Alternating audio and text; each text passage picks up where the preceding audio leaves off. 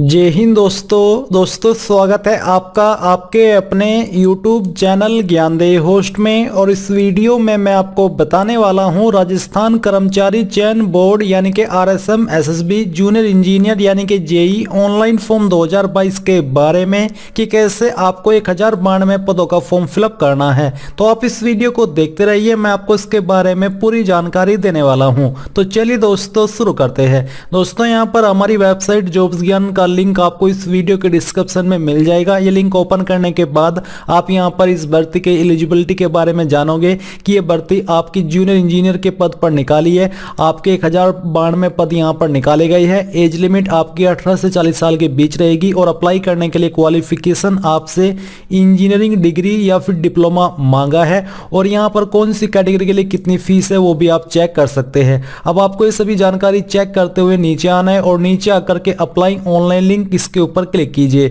इसके ऊपर क्लिक करने के बाद आपके सामने कुछ ऐसा इंटरफेस आ जाएगा। अब आपको यहाँ पर जो प्रोसेस मैं बताने वाला हूँ आपको इस प्रोसेस को फॉलो करते जाना है। यहाँ पर आपको दो ऑप्शन देखने को मिलेंगे, एक है लॉगिन का और दूसरा है रजिस्ट्रेशन का। तो अगर आप पहले से इसके अंदर रजिस्टर्ड हो तो आपको यहाँ पर अपनी डिजिटल आइडेंटिटी, पासवर्ड और कैप्चा डाल करके लॉगिन कर लेना है। पर अगर अभी आप फ्रेशर हो तो आपको पहले रजिस्ट्रेशन करना होगा। तो यहाँ पर आपको रजिस्ट्रेशन के ऊपर क्लिक कर देना है। अब क्लिक करने के बाद आपके सामने कुछ थोड़ा सा जो इंटरफेस है वो डिफरेंट होगा। यहाँ पर आप सिटीजन, उद्योग, गवर्नमेंट एम्प्लॉय और फेसबुक, गूगल, ट्विटर यानी कि ये ऑप्शन आपको दिए गए हैं जिनके माध्यम से आप इसके अंदर रजिस्टर्ड हो सकते हो। तो यहाँ पर आप जिस भी माध्यम से होना चाहते हो वो हो सकते हो। मैं आपको यहाँ पर गूगल का इस्तेमाल करके बताने वाला हूँ कि कैसे आप इसमें अकाउंट यानी कि रजिस्ट्रेशन कर पाओगे। तो यहाँ पर आप गूगल सेलेक्ट कर लीजिए। जैसे ही आप गूगल सेलेक्ट करोगे तो जो भी आप ईमेल आईडी यहाँ पर देना चाहते हो रजिस्ट्रेशन करने के लिए वो यहाँ से, अगर आपके पहले पीसी के अंदर बहुत सारी ईमेल आईडी है वो आपको सिलेक्ट करनी है, नहीं तो आपको अपनी ईमेल आईडी भर करके आगे मैं आपको बताता हूँ कि क्या करना होगा। तो यहाँ पर मैं अपनी ईमेल आईडी ये सिलेक्ट कर लेता हूँ। अब सिलेक्ट करने के बाद आपको इसका पासवर्ड यहाँ पर डालना होगा। जो भी पासवर्ड आपकी ईमेल आईडी का है वो आपको यहाँ पर भर देना है और फिर आपको नेक्स्ट के ऊपर क्लिक कर देना है। अब जैसे ही आप नेक्स्ट के ऊपर क्लिक करोगे तो आपकी वेबसाइट आपकी जो ईमेल आईडी है वो लॉगिन होगी। लॉगिन होने के बाद आपसे परमिशन मांगी जाएगी। तो अभी आप देखते रहिए, थोड़ा प्रोसेसिंग हो रही है। प्रोसेसिंग होते हुए मैं आपको दिखाना चाहता हूँ ताकि आप ये ना बोले कि आपने तो बीच में से इंफॉर्मेशन स्किप कर दी और फिर अपने आप फॉर्म को भर दिया। दोस्तों प्रोसेसिंग होने के बाद आपके सामने डिस्प्ले पर एक लिंक आएगा। आपको ऊपर वाले लिंक पर क्लिक कर देना है और क्लिक करने के बाद आप यहां पर कुछ इस तरह का इंटरफेस देख पाओगे जहां पर आपके जो ईमेल आईडी का यूजर नेम है वो यहां पर आ चुका है, जैसा कि आप देख पा रहे हो। अब आपको यहां पर एक पासवर्ड सिलेक्ट करना होगा जो कि आपका मनपसंद होना चाहिए और इसमें आपका एक स्मॉल वर्ड, कैपिटल वर्ड और डिजिट और साथ ही एक स्पेशल वर्ड भी होना जरूरी है। और जो आपकी पासवर्ड की जो संख्या है वो 5 से लेकर 20 कैरेक्टर के बीच में होनी चाहिए। तो यहां पर मैं एक पासवर्ड सिलेक्ट कर लेता हूं यानी कि भर लेता हूं। आपको भी अपनी मनपसंद के अनुसार यहां पर एक पासवर्ड भर लेना है। तो चलिए मैं यहां पर ये पासवर्ड भर करके दोबारा कंफर्म कर देता हूं। उसके बाद आता है मोबाइल नंबर। यहां पर आपको अपना मोबाइल नंबर फिलअप कर देना है जो कि वर्किंग होना चाहिए। और नीचे जो आपकी ईमेल आईडी है जिससे आपने रजिस्ट्रेशन किया है वो तो पहले से ही यहां पर अवेलेबल है। अब आपको क्या करना है, आपको नीचे रजिस्टर के ऊपर क्लिक कर देना है। रजिस्टर पर क्लिक करने के बाद आपके सामने कुछ इस तरह का अलर्ट आ जाएगा जहां पर दिया है registration successful for SSOID Amjad Malik 5। It is strongly recommended to change the password at first login. यानी कि जो आपका रजिस्ट्रेशन है वो सक्सेसफुल हो चुका है। साथ ही आपको ये भी रिकमेंड किया जा रहा है कि जब आप फर्स्ट लॉगिन करो तो आपको अपना पासवर्ड चेंज कर लेना चाहिए। तो यहाँ पर अब मैं ओके करता हूँ और ओके करने के बाद जैसे ही आप ओके करोगे तो आपके सामने अब साइन इन का पेज ओपन होगा जो कि आपका सबसे पहले हुआ था। तो यहाँ पर आपको अपनी SSOID भरनी है जो कि आपका यूजर नेम होगी और जो कि अभी आपने देखी है रजिस्ट्रेशन करने के बाद। अब यहाँ पर जो पासवर्ड आपने सिलेक्ट किया था अभी जो आपका रजिस्ट्रेशन है वो करते वक्त वो आपको भर देना है।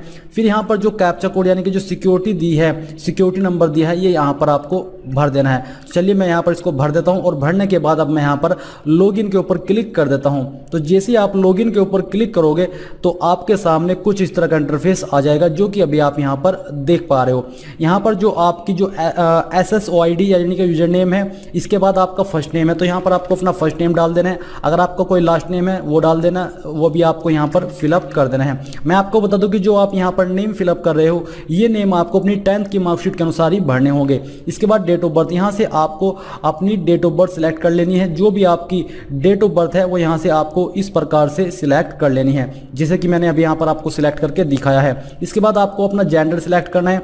फिर यहाँ पर आपका जो मोबाइल नंबर है वो तो आपने पहले ही भर दिया है। अब आता है टेलीफोन नंबर। क्या आप उसके अलावा कोई और नंबर भी देना चाहते हो तो आप वो यहाँ पर भर सकते हो।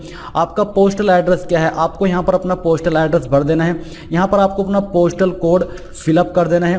फिर इसके बाद आपको अपनी डिस्ट्रिक्ट यहाँ पर भर देनी है। इसके बाद यहाँ से आपको अपनी स्टेट सिलेक्ट कर लेनी है। जो भी आपकी स्टेट है वो आपको यहाँ से सिलेक्ट कर लेनी है।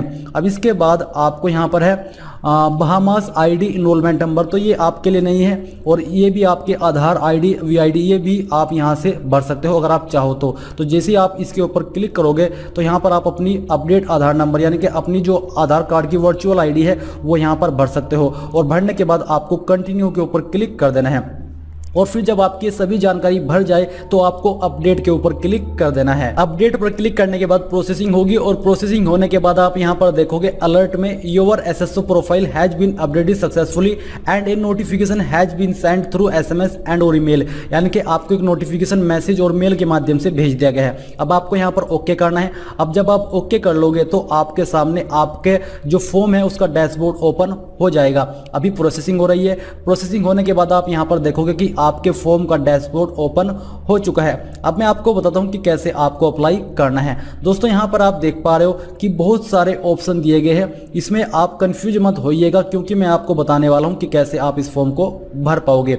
यहां पर आप जैसे ही आपके सामने इस तरह के ये ऑप्शन आ जाए आपको क्या करना होगा, यहां पर आप जैसे नीचे आओगे तो देखोगे रिक्रूटमेंट पोर्टल, तो आपको इसके ऊपर क्लिक कर देना है। अब आपके सामने यहाँ पर ऑनगोइंग रिक्रूटमेंट सेक्शन के अंदर नीचे की तरफ देखने को मिलेगा JEN 2022 रिक्रूटमेंट, तो आपको यहाँ पर अप्लाई नाउ के ऊपर क्लिक करना है। इसके ऊपर क्लिक करने के बाद आपके सामने यहाँ पर डिसिप्लिन आ जाएंगे जिसमें आपको अप्लाई करना है, जैसे कि JEE civil diploma holder, JEE electrical diploma holder, JEE mechanical electrical degree holder, यानी कि आपको ये बताया कि कौन से डिसिप्लिन पर कौन सी डिग्री से या डिप्लोमा से अप्लाई होगा। तो जिस पर भी आप अप्लाई करना चाहते हैं वही आपको यहाँ पर उसके ऊपर क्लिक करना है अपनी क्वालिफिकेशन के अकॉर्डिंग। ये करने के बाद आपके सामने यहाँ पर आपकी जो बेसिक इन्फॉर्मेशन है वो आ जाएगी। तो सबसे पहले आपको आपका नाम 10th की मार्कशीट के अनुसार यहाँ पर एंटर करना है।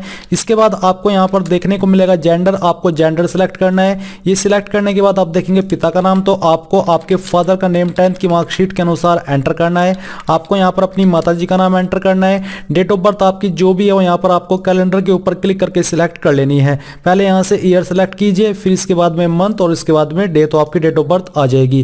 कास्ट कैटेगरी आपकी कौन सी है वो आपको सिलेक्ट कर लेनी है। तो चलिए मैं यहाँ से सिलेक्ट कर लेता हूँ। इसके बाद दोस्तों यहाँ पर आपसे पूछा कि PS श्रेणी विभाग, यानी कि बेसिकली क्या आप विकलांग है और आपकी इनमें से कोई कैटेगरी है। अगर हाँ तो आपको वो टिक करनी है, नहीं तो आपको नॉट एप्लीकेबल सिलेक्ट कर लेना है अगर आप विकलांग नहीं है। रिलीजन आपका कौन सा है वो आपको यहाँ पर सिलेक्ट करना है। मैरिटल स्टेटस, तो यहाँ पर मैं अनमैरिड सिलेक्ट करता हूँ। आपका जो भी स्टेटस है आप वो सिलेक्ट करेंगे। अगर आप अनमैरिड के अलावा अन्य कोई स्टेटस दे रहे हैं तो आपको यहाँ पर आपकी पति या फिर पत्नी का नाम देना है। आपको आपके जो एक से अधिक जीवित पति पत्नी है तो आपको उसकी जानकारी देनी होगी।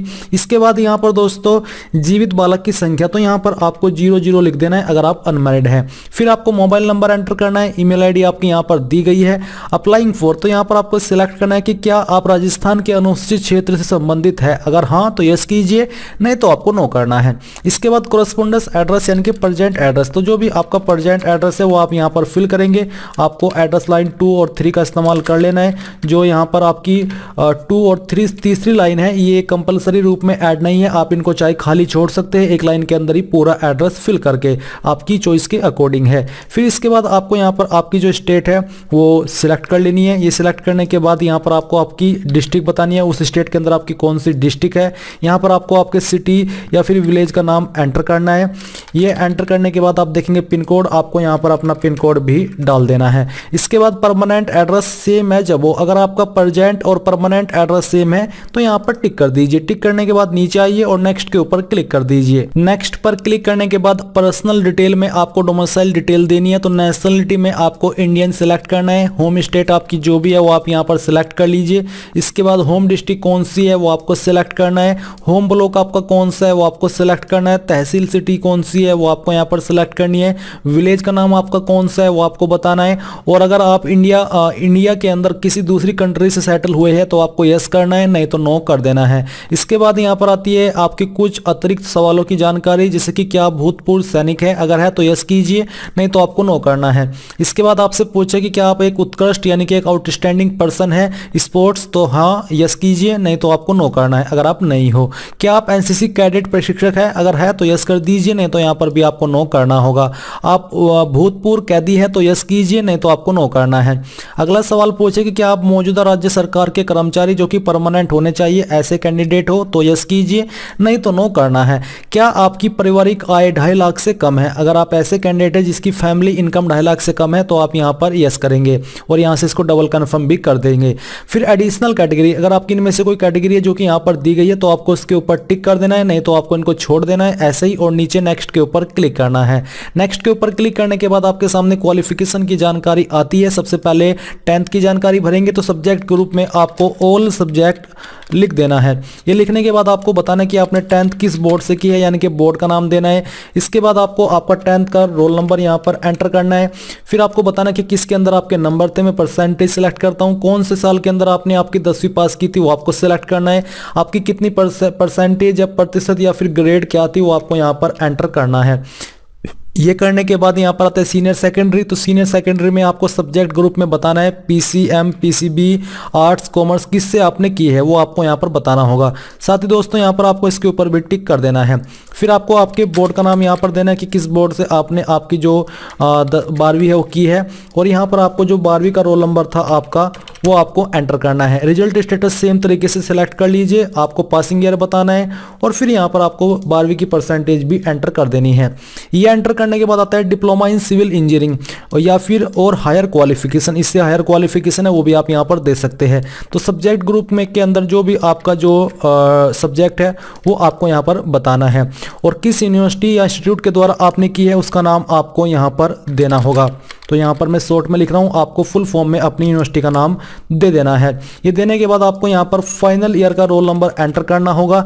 स्टेटस आपको सिलेक्ट कर लेना है। अगर अभी आप वेट कर रहे हैं रिजल्ट का तो आप 4th ऑप्शन सिलेक्ट कीजिएगा। कर चुके हो तो परसेंटेज या फिर जो भी तरीका है आपके नंबर का वो आपको सिलेक्ट करना है। कब आपने किया है वो आपको यहाँ पर सिलेक्ट करना है और यहाँ पर आपको आपकी परसेंटेज भी एंटर कर देनी है। इसके बाद यहाँ पर बहिष्कृत करने का विवरण, अगर आप इनमें से किसी बोर्ड के अंदर निकाले गए हो तो आपको यस करना है, नहीं तो नो कर दीजिए। फिर आपको नीचे आना है और नीचे यहाँ पर नेक्स्ट के ऊपर क्लिक कर दीजिए। नेक्स्ट के ऊपर क्लिक करने के बाद यहाँ पर आपको डॉक्यूमेंट अपलोड करना है, जिसमें कि आपको आपका फोटो अपलोड करना है, जिसका साइज 50 से 100 KB के बीच में रहना चाहिए। तो चूज फाइल के ऊपर क्लिक कीजिए और जहां पर भी आपकी फाइल है वो आपको सिलेक्ट करनी है। मैं आपको लाइव यहाँ पर फाइल अपलोड करके दिखाता हूं। तो चलिए मैं यहाँ पर इस इमेज को सिलेक्ट करता हूं और ओपन कर लेता हूं, तो आपकी फाइल आ जाएगी।